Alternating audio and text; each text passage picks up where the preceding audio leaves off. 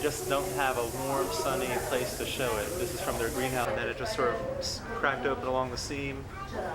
Last night, I guess it was out about like that. It was what we call campanulate, kind of bell-shaped.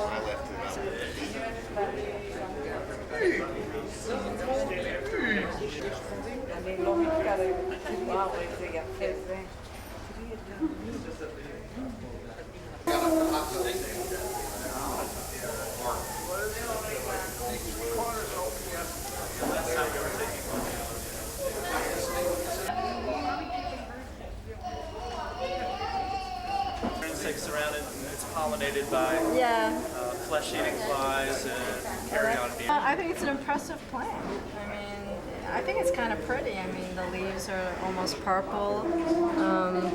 I wouldn't want it in my house. You know, it has that unsavory smell, but it's very impressive.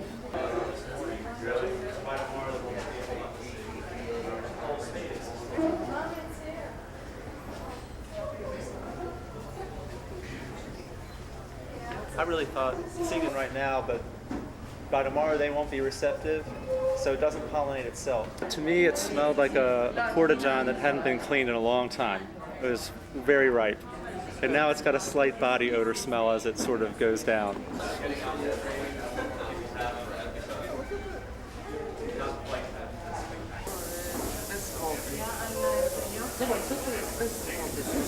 The inflorescence was as tall as it is now about 24 hours ago, but this whole flap part, which we call the spathe, was wrapped up tight around that spadix, the tall part.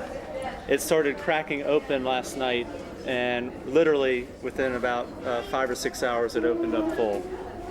It's pretty remarkable, very fast thing. Yes. I'm not sure what their source was. The stinking plant, the Titan Arum we call it, is unusual in that it stores a lot of energy for quite a while before it blooms. So the bulb has to get to a certain size and age before it flowers. And for each individual plant, that means once every several years. There aren't that many in the US still, and so it's quite an event when one blooms. Now there are more and more out there, and you might find 5 or even 6 during the course of a year around the world in public gardens. So it's still quite an event.